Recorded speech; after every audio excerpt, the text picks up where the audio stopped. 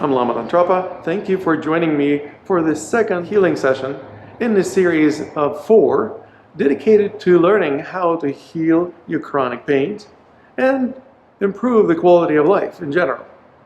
In the first video that I hope you already watched, we covered a very natural and instinctive method for healing any afflicted parts of the body. That was through touch. When you touch a part of the body that hurts, it's something that most people do naturally and never even think about what they're doing and why it helps. Even children, when they run around and they hurt themselves, they may instinctively touch the part of the body that got hurt or ask the parent to touch it and rub it and kiss it and make it all feel better. Why does it work? Because where attention goes, energy flows. That means you not only facilitate information exchange, you also facilitate energy exchange. And when you bring energy to the part of the body that was hurt, you empower it. Why do you need to empower the part of the body that has been injured or afflicted? That's because it's disempowered. The chain breaks at the weakest link. So if you have a part of the body that is either chronically tense and painful or experiences repetitive injuries, it's a pretty clear indication that there is an energy blockage or several blockages that impede the flow of qi, blood, and lymph in that part of your body. What do you do about it? You focus your attention on it, and where attention goes, energy flows, which facilitates healing and restoration of wellness. It's the most essential and basic application of touch. Of course, I have a lot more that I would like to share with you in this regard, which I will be introducing to you in our upcoming program on healing your pain body. Today, I would like to share with you a very important and effective method for self-healing that is based on taking over the charge for your tension. That's right. Tension often leads to energy blockages, which contribute to injury and/or chronic pain. How do you take charge of that tension? Well, most people don't hold tension consciously, and you cannot let go of tension that you're holding unconsciously because you don't even know that you're doing it, right? If you don't know that you're doing something, you can't stop doing it. But when you become aware of the fact that you are holding tension, then you have the freedom of choice, whether to keep doing that or to stop doing it. How do you do that? How do you take charge of your tension?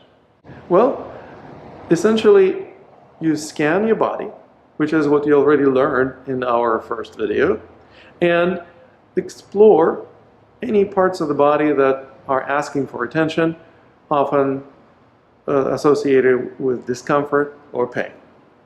And when you find specific parts of the body that are either tense or painful, I invite you to experiment with doing something that most people never even consider doing.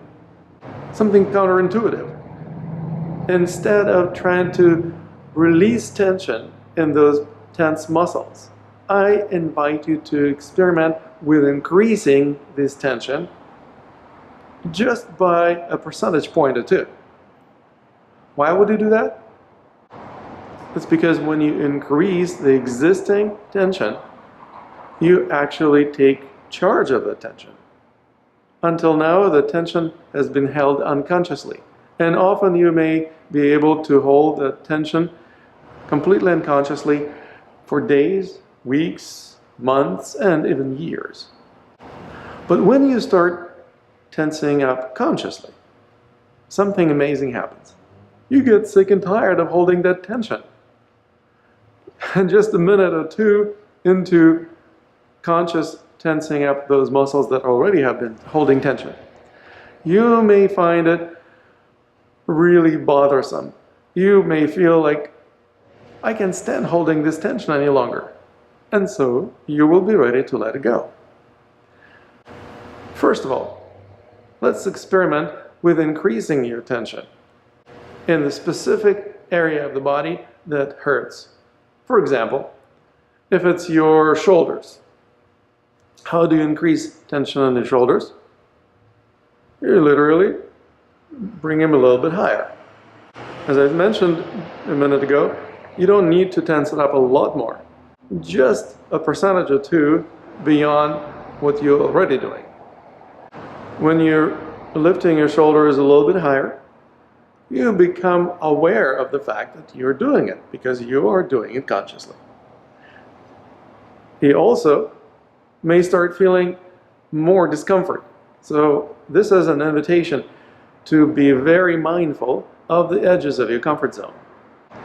Your comfort zone has a certain edge beyond which you push yourself into the discomfort and pain. I don't recommend doing that. I invite you to get to the edge of your comfort zone and explore what it's like to be on that edge. If you're already real close to the edge of your comfort zone, then obviously you don't need to push yourself much further. Like I said, just 1 or 2% points may be enough. But what that's going to do, it's going to make you very aware of the fact that you're holding this tension. And then you will start getting sick and tired of holding it. So much so that you may feel how your breathing gets stifled. You may feel like you can't breathe anymore, and you will be ready to release this tension so that you can breathe. Why would your breathing be affected? Because the central nervous system doesn't only send signals to these muscles in question. It also sends greater signals of contraction to other muscles throughout the body, including your diaphragm, your breathing muscle, which will naturally restrict your breath. And as you stop sending signals of contraction to the shoulder muscles, you will notice how your diaphragm also becomes more relaxed, allowing you to breathe deeper and smoother. You may even have a sigh of relief, or start wanting to yawn, which is a completely natural and very authentic expression of being ready to release tension. As a matter of fact, when you yawn, you also enter an altered state of consciousness. And you may even notice how your eyes start watering. And in general, your body contracts when you start yawning, you're inhaling. And then when you're ready to release tension, you exhale. And notice how the entire body becomes softer and more relaxed. You will end up a lot more relaxed than before you started conscious tension. So, if you were tense, for example, at level maybe 55 or 60% of full capacity of being tense, I don't suggest tensing up to 100%. Go to maybe just 67 or 70%. When you increase tension enough to feel that you are actually doing quite a bit of work, you will be ready to start tensing up and will feel like dropping the tension completely. And this is another trick of the trade. I invite you to gradually stair-step down instead of completely dropping the attention. So from 70%, for example, go down to 60, and further down to 50, and further down to 40, and further down to 30.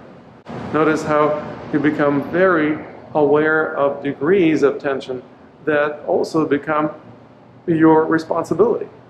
Nobody's doing this tension to you. You are fully empowered to be responsible for your tension. You can go back up, tense up a little bit more, and again release the tension, and feel that you can gradually decrease the tension, maybe further down to 30%, down to 20%, maybe all the way down to 10%. I wouldn't recommend going all the way down to 0, because 0 means you become completely limp, and that's not a healthy way of being either. There's a natural muscle tone that you probably want to maintain. And that muscle tone is somewhere between 5 and 10% of the full capacity of the muscle, usually, depending on your physical fitness and overall well-being of your organism. You don't have to drop all the way down to 0 because you will probably not be able to stand, but you can drop it to about 10% of your full tension and experiment. What is it like to breathe when you are much more relaxed? You can also increase and decrease tension several more times. And amazingly, you will become a connoisseur. You become an expert in contracting and relaxing your muscles at will. Now this will position you at the helm of your own wellness and well-being, because now you can choose whether to tense up or to relax, which is almost always associated with a greater or lesser degree of discomfort and pain in your body. Of course, this is just one of many amazing techniques and principles that I would love to share with you. And we will dive a lot deeper into exploration of these principles and their applications in our upcoming program on healing your pain body. This program will take you by the hand through exploring each and every part of the body and discovering how to empower those parts that have been disempowered or maybe disconnected. And also, as you reconnect with different parts of the body, you may discover a lot more about yourself that you didn't even know before. If self-knowledge is of value to you, I would certainly love to support you on this journey of self-discovery and self-empowerment. Please click the link below this video to find out more about our program and to enroll now. I look forward to working with you and supporting you in healing your pain body.